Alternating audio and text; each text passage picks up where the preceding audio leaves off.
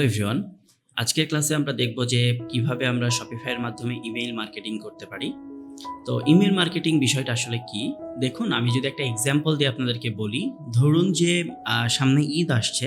So এই উপলক্ষে GP 10 টাকায় 2 জিবির একটা প্যাকেজ প্রোভাইড করছে। ধরুন যে 10 টাকায় 2 জিবি, আপনি মেয়াদ হচ্ছে 3 দিন। তো এই যে জিপি যে প্রমোশনগুলো চালায়, এগুলো কি করে? আমাদের ফোনে মেসেজ পাঠায়, রাইট? সো বাহিরের দেশে যেটা সাধারণত হয় যে তারা যখনই কোনো প্রোডাক্ট নিয়ে প্রমোট করতে যায়, তখন তারা সাধারণত ইমেইলের মাধ্যমে প্রমোশনগুলো করে।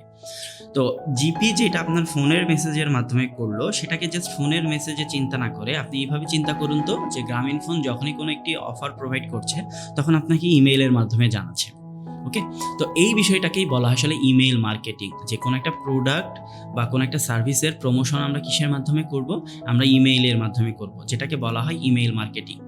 এবং ইমেইলের মাধ্যমে যখন কোনো মার্কেটিং করা হয়, আমি যদি একটু আপনাদেরকে দেখাই যে নর্মাল ইমেইল যখন আমরা লিখি, তখন কিন্তু মানে খুব বেশি সেটা ভিউ হওয়ার সুযোগ থাকে না।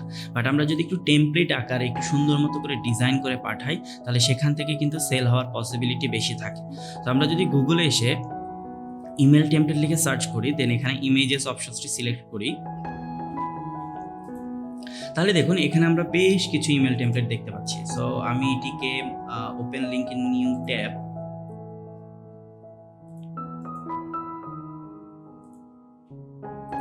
সো এখানে যদি আমি আপনাদেরকে দেখাই, তাহলে দেখেন এই প্রত্যেকটা কিন্তু একটা করে ইমেল টেমপ্লেট, অর্থাৎ এগুলো দেখতে ওয়েবসাইটের মতোই, বাট এগুলোর উইথ ওয়েবসাইটের তুলনায় অনেক কম হয়।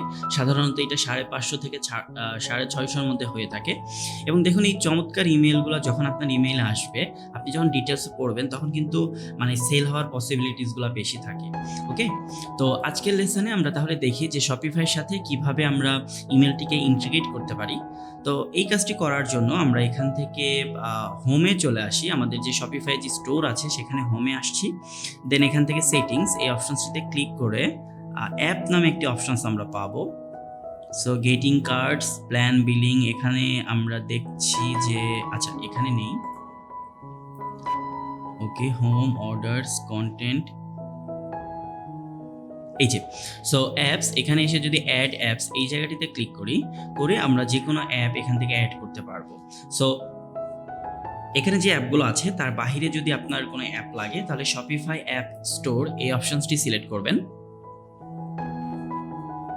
দেন এখান থেকে এসে আপনার যে ধরনের অ্যাপ লাগবে সেটা আপনি সার্চ করবেন। তো আমার এখানে লাগবে শপিফাই ইমেল, তো আমি এখানে শপিফাই ইমেল লিখে সার্চ করছি। দেন এখান থেকে এসে যেই অ্যাপটি আমরা ইনস্টল করছি, সেটা হচ্ছে শপিফাই ইমেল। সো এই অ্যাপটি ইনস্টল করার আগে অবশ্যই আপনি এই অ্যাপের যে রিভিউ এবং রেটিংয়ের মানে কীরকম রিভিউ বা রেটিং আছে, এটার প্রাইসিং কি, এটাতে ফ্রি যে ইনস্টল আছে সেটাতে আসলে কতগুলো ইমেল পাঠানো যাবে, সেই বিষয়গুলো ডিটেলস দেখে নিতে হবে। সো ডিটেলস দেখার পরে আমরা এখান থেকে অ্যাড অ্যাপ এই অপশনসটি সিলেক্ট করব।